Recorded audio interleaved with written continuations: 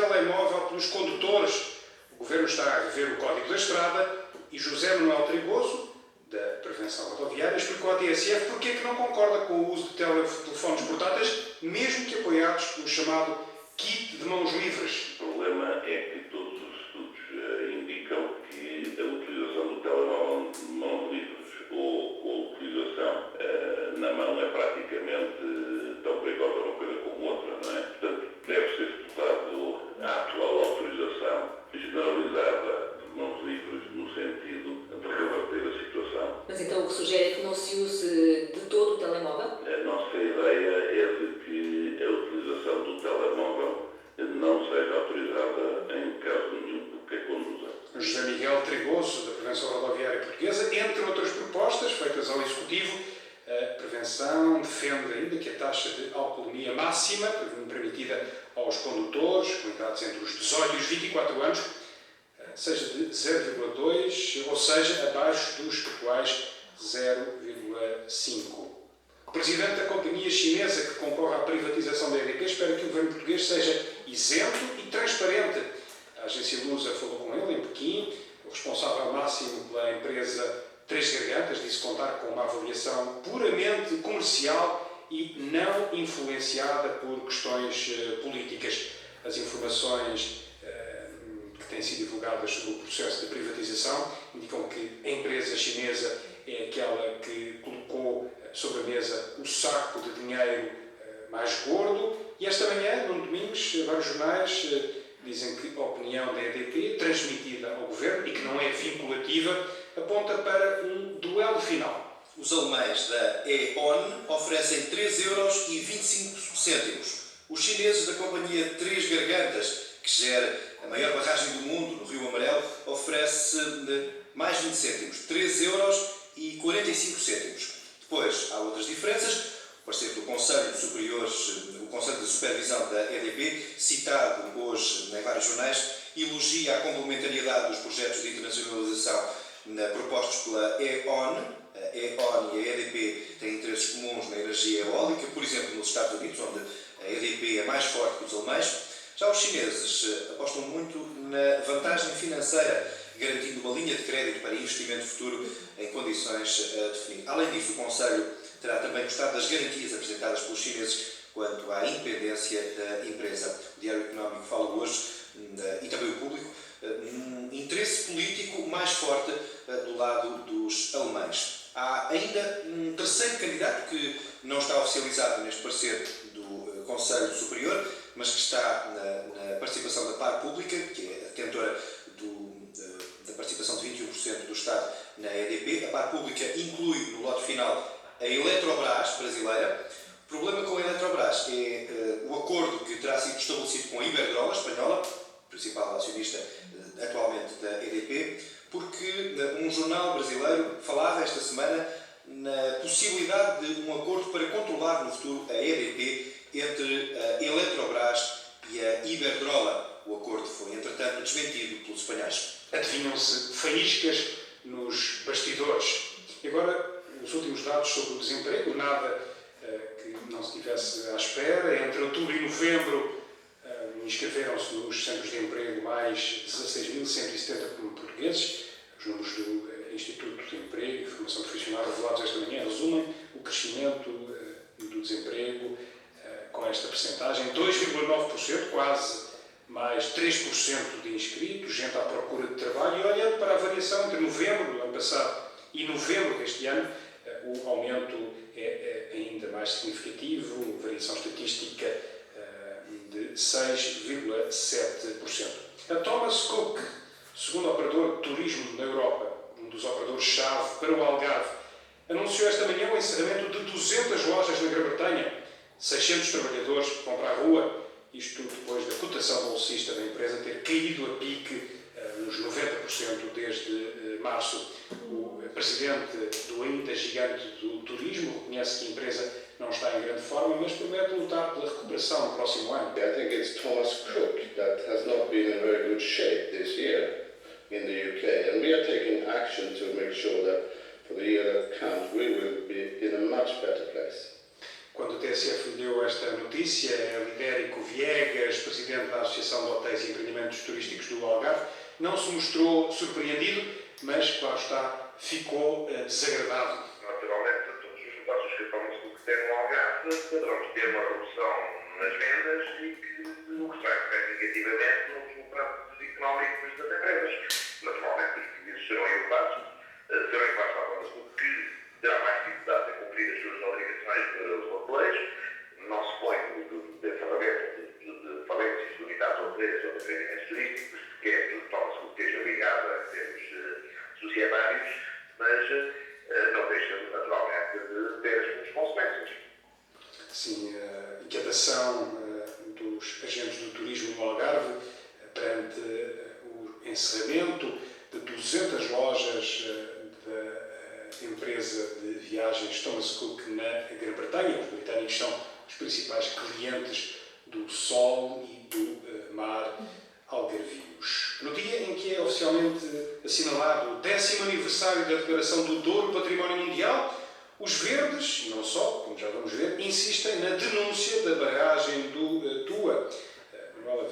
Manuela Cunha, dos Verdes, já explicou à TSF que vai entregar uma carta ao Secretário de Estado da Cultura, Francisco José Viegas, e aos representantes de todas as entidades que se juntam esta manhã na régua para assinalar os 10 anos da classificação do Alto Douro vinheteiro. Os Verdes vão juntar-se ao protesto dos ambientalistas, que estarão vestidos de negro, mas Manuela Cunha diz que os representantes do partido não aderem a esse luto, pelo contrário, defendem que este é um dia para festejar e até vão entregar uma prenda ao Secretário de Estado da Cultura. Uma gota d'água na qual se tem todo um desenho que lembra os chocalcos do Douro. E vamos transmitir a ideia que não queremos que esta gota d'água venha a tirar uma lágrima do Douro. Queremos que ela continue a ser uma gota d'água do Douro e não uma lágrima. E esperamos que ao tempo que olhe para a prenda que lhe vamos dar hoje, se lembre das responsabilidades que tem e das decisões que tem de tomar. As decisões certas para que a cultura em Portugal cumpra o signo que ela deve ter. Aquela de zelar pelo património e pela memória do nosso povo. Ouvida pela jornalista Ruth Fonseca, esta responsável do Partido dos Verdes diz aquilo que espera ouvir dos discursos de hoje. Manuela Cunha não quer que Francisco José Viegas fique na história como o coveiro do Val do Tua. E o Secretário de Estado, que é um homem de cultura, não se quedará por certo ficar na história como um homem que contribuiu para servir de coveiro ao Val do Tua. Nós acreditamos que o Sr. Secretário de Estado só pode tomar uma atitude e ter a coragem de defender a candidatura até ao fim, e isso passa pela paragem da barragem. É isso que queremos ver e, no fim, incentivá-lo a levar a sua missão de homem de cultura até ao fim, de homem que ainda há pouco afirmava que a cultura não é um acumular de saber, é uma forma de se relacionar com o património. Manuela Cunha, do Partido dos Verdes, que, como organizações ambientalistas, vai estar hoje, esta manhã, na régua para lembrar os protestos contra a barragem de Foz de Tua, junto ao local onde vai realizar-se a cerimónia oficial para comemorar os 10 anos da declaração do Douro como Património Mundial. E o que é que provoca, afinal, que problemas é que pode provocar esta barragem, para além de mudar naturalmente a paisagem? Especialistas ouvidos pela TSF dizem que não há um problema direto com a produção de vinho, mas ainda assim o presidente do Instituto dos Vinhos do Douro e do Porto, Manuel Cabral, diz-nos que qualquer intervenção no território com uma barragem tem de ser muito bem pensada. Estamos a falar de terrenos que são importantes, que são relevantes para o vinho do Porto e para o vinho do Douro. Portanto, evidentemente que pode ter efeitos a vários tipos nesse mesmo vinho. Mas, quer dizer, não é essa a questão que deve ser colocada. Neste momento, a importância. É preciso medir as coisas em termos da importância e dos efeitos que uma obra como essa tem na economia nacional e que tem na paisagem. Sim, os avisos do Presidente do Instituto dos Vinhos do Douro e do Porto. Já passa das 9h10 da manhã, hora continental portuguesa. Relembro notícia de um segundo incidente na Via do Infante, com pórticos de cobrança de portagens. O segundo incidente em 48 horas, foi a noite passada, perto da hora do jantar. A GNR recebeu um alerta de incêndio num pórtico situado perto da Albufeira e uma fonte da GNR disse mesmo à agência Lusa que um funcionário da empresa que gera a Via do Infante foi atingido por estilhaços de um vidro de um carro que terá sido atingido por um disparo. Uma informação que a TSF ainda não conseguiu confirmar. Antes deste incidente, talvez se lembre, registrou-se um outro na madrugada de segunda-feira, no pórtico de cobrança de portagens na zona de Boliqueiro, não muito longe deste de Albufeira. Macário Correia, presidente da Associação de Municípios Algarvios, condena a ação daquilo que classifica como grupelhos que apelaram ao vandalismo. Eu apelo ao bom senso.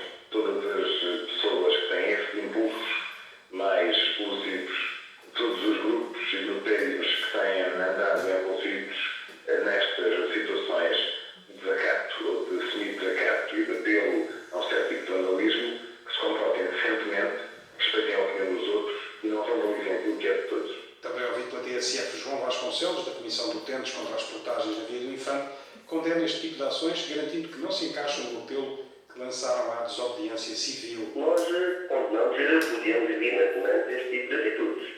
Aliás, a nossa atuação pela via legal, pela via pacífica, nossa posição é de boicote, a desobediência é de boicote à Via do Infante, sem dúvida, para as pessoas não pagarem, não comprarem os dispositivos eletrónicos e, naturalmente, condenamos este ou qualquer ato inequivocamente que venham a acontecer. Mas acha que pode haver aqui alguma relação com esse apelo que fizeram e com a indignação das pessoas em relação ao pagamento das portagens? Não, penso que não, porque antes também já se tinham verificado alguns incidentes mais ou menos parecidos desta natureza, anteriormente, e nós também tínhamos condenado. Uma polémica longe do fim, particularmente quente na A22, Via do Infante, no Algarve.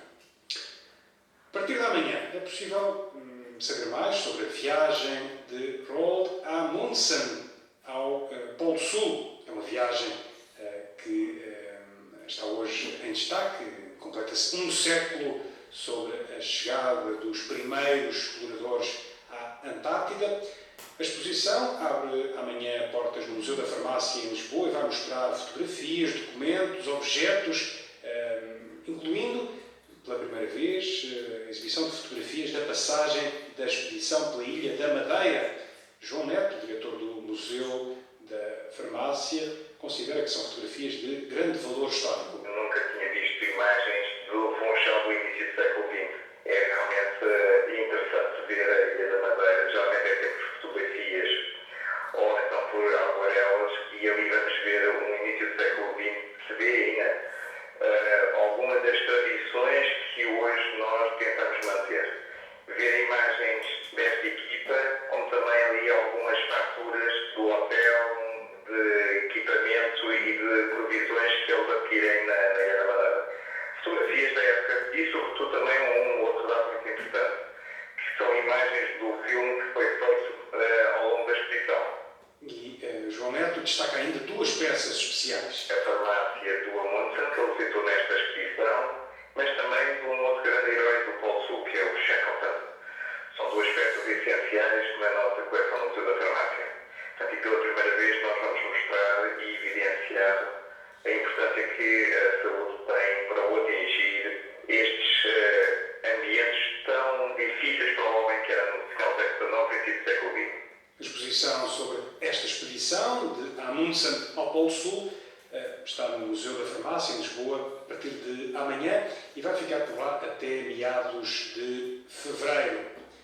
A reportagem da TSF, A Poção Mágica, foi distinguida com o Prémio de Jornalismo da Liga Portuguesa contra o Cancro, Sanofi Pasteur. Trabalho de Cristina Laimet, com sonoplastia de Luís Borges, conta histórias de crianças com doenças graves em risco de vida, que veem os desejos realizados por associações como a dos Sonhos e a Make-A-Wish, prémio do jornalismo, distingue os melhores trabalhos na área de oncologia.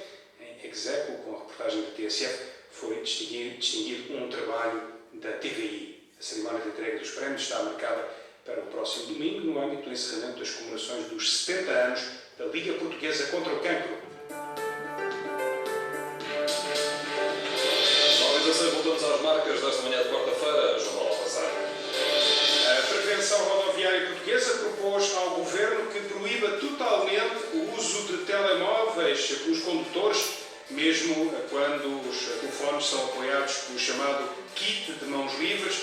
O Governo está a rever neste momento o Código da Estrada. Pequim ou Berlim, os chineses que querem entrar na EDP esperam isenção e transparência do Governo português. Estas e outras notícias em tsf.pt.